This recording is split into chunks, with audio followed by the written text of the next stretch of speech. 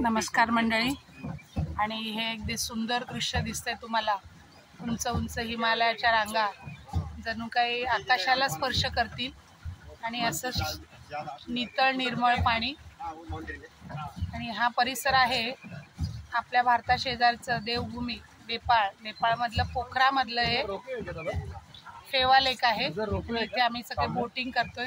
महाराष्ट्रामधून आमचा 45 जणांचा ग्रुप आहे. हे बघा, संपन्न मस्त अशी हिरवेगार डोंगर, असे ढग जणू काही आकाशातच डोंगरावर उतरल्यासारखे. बघा, उंच उंच हिमालयाची शिखरं आहेत, आणि हे बोटिंग करतायत, तुम्हाला दिसत असतील. हे बघा, पनवेल मुंबईचे डॉक्टर उमेश जाधव परिवार आहे हा.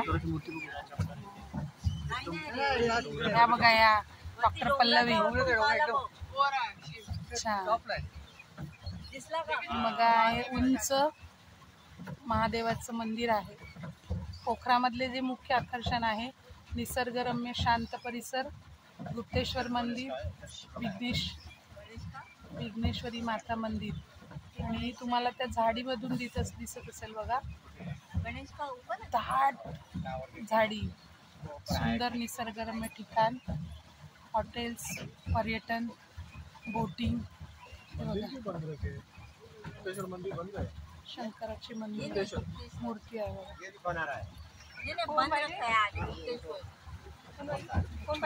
छोट्या वाटा आहे. आमच्या सरकार मॅडम आणि सरकार सर बघा बोटिंग आले. डॉक्टर फॅमिली आहे.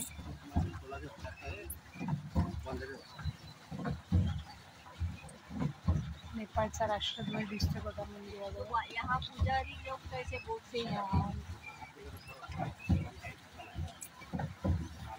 बोटिंग क्लब मध्ये या सगळ्या बोटी आहेत.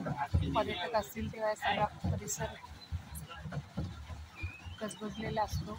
नेपाळमधले थोड्याशा काही अडचणीमुळे पर्यटकांची संख्या कमी आहे. अतिशय सुंदर आहे. नक्की पोखराला आल्यानंतर फेवा लेकला भेट द्या, बोटिंग करा. बोटिंगने आम्ही आता जे मंदिर आहे त्याला तळ्यातलं, साधारण समुद्र सपाटीपासून 4.5 ते 5,500 उंचीवरती, आणि चारी बाजूनी डोंगराने वेढलेला भाग आहे, आणि मध्येच हे असं फेवा लेक आहे.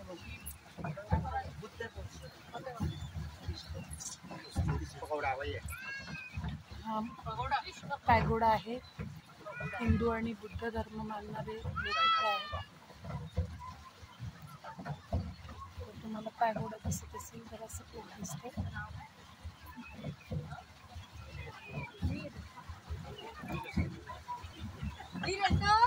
पर्यटनासाठी, ट्रेकिंगसाठी